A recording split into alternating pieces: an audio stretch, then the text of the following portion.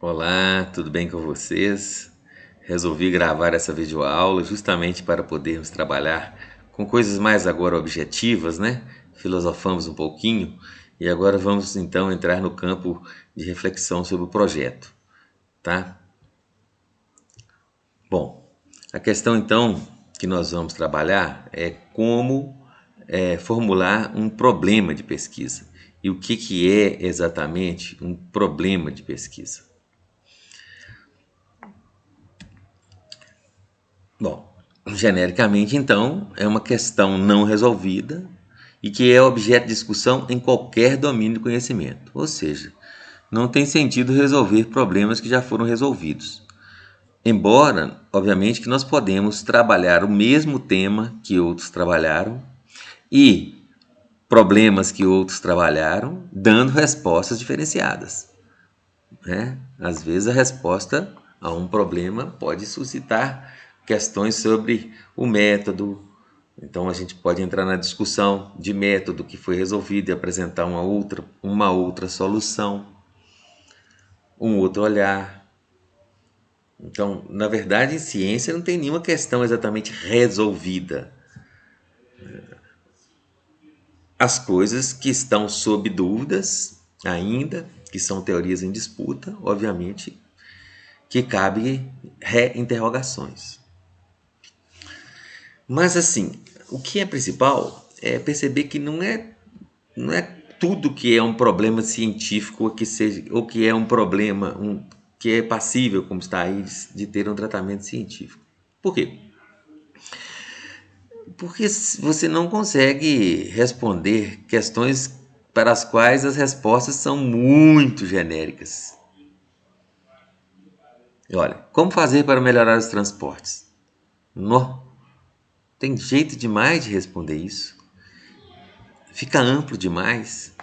O que pode ser feito para melhorar a distribuição de renda?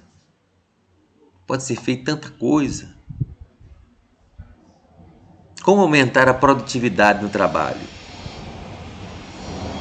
Veja, são perguntas que elas são muito amplas. São perguntas que para elas não tem resposta. Ou são tantas as possibilidades de resposta que cientificamente seria impossível de trabalhar com elas. Então, a questão que nós levantamos, né, que se coloca, é que é preciso perguntar de forma que os métodos próprios da ciência nos permitam responder.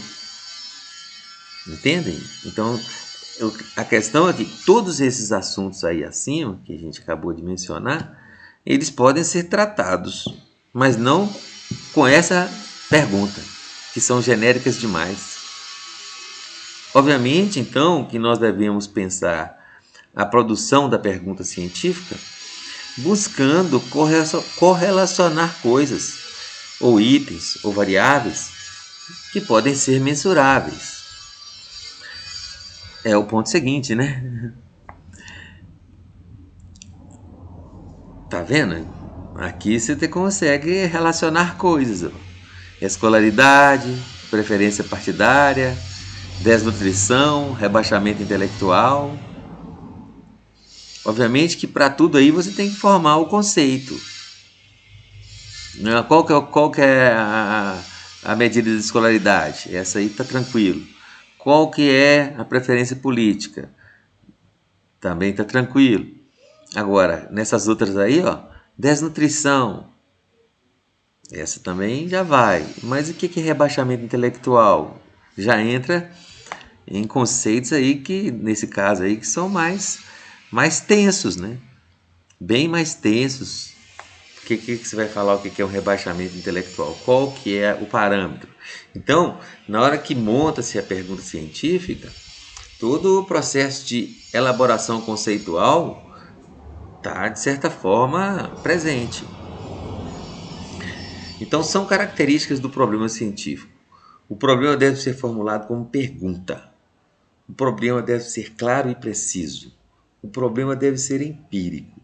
O problema deve ser suscetível de soluções. E o problema deve ser delimitado a uma dimensão viável.